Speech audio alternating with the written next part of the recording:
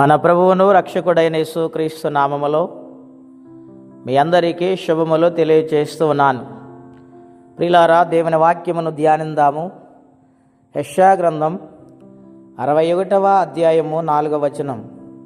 చాలా కాలము నుండి పాడుగానున్న స్థలములను వారు కట్టుదురు, పూర్వమున పాడైన స్థలములను కట్టుదురు, పాడైన పట్టణమును నూతనముగా స్థాపింతురు.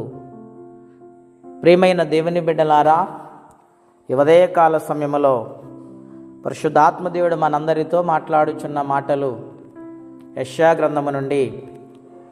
చాలా కాలము నుండి పాడుగానున్న స్థలములని ఇక్కడ ప్రవక్త మాట్లాడుతున్నారు.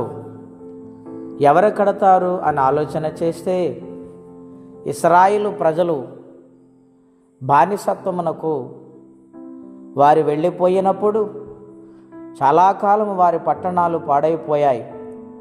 దేవుని మాట వినక దేశమును శత్రు రాజ్యాలు కబళించాయి, పట్టణాలు శిథిలమైపోయాయి.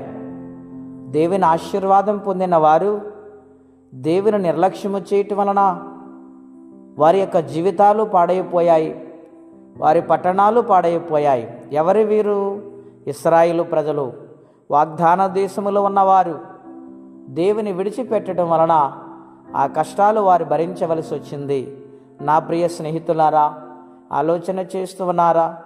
దేవుడిచ్చిన ఆశీర్వాదము అనుభవిస్తూ ఒకవేళ దేవుని మర్చిపోయారేమో, అంతకీ శ్రమలు వస్తున్నాయేమో, ఈ ఆర్థిక సమస్యలు వస్తున్నాయేమో. ఒక్కసారి మన మనస్సాక్షిని పరిశీలన చేసుకోవాలని దేవుని పేరిట మనవి చేయుచున్నాను.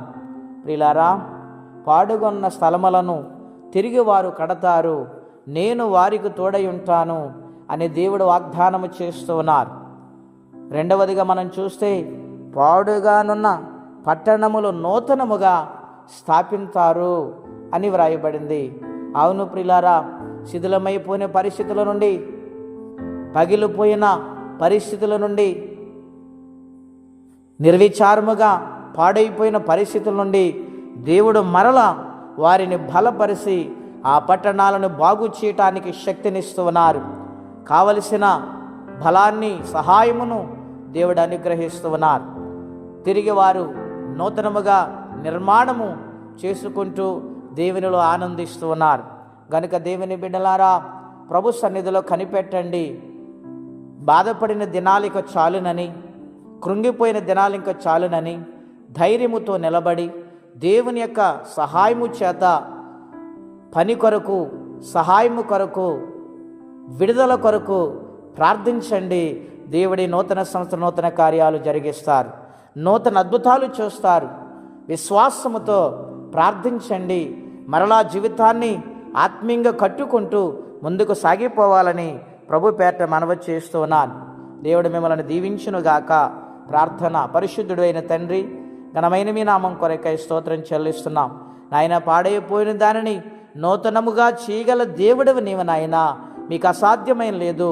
నీ ప్రజలైన వారి నిమిత్తము నీవు కనికరించావు, సహాయము చేసి నాయన ఆదుకున్నావు. అలాగే మా జీవితాల్లో కూడా నీ కొరకు నాయన నిలబడి నాయన నూతనమైన కార్యాలు రుచి చూడటానికి, అనుభవించటానికి మీ కృపా సహాయము దయచేయమని, ఎవరే కష్టాలు, బాధలు, ఇబ్బందులు ఉన్నారో వారికి నీ సహాయం పంపించమని యేసుక్రీస్తు వారి పుణ్యనామంలో ప్రార్థించి వేడుచున్నాము తండ్రి. ఆమేన్. దేవుడు దీవించునుగాక. ఆమేన్.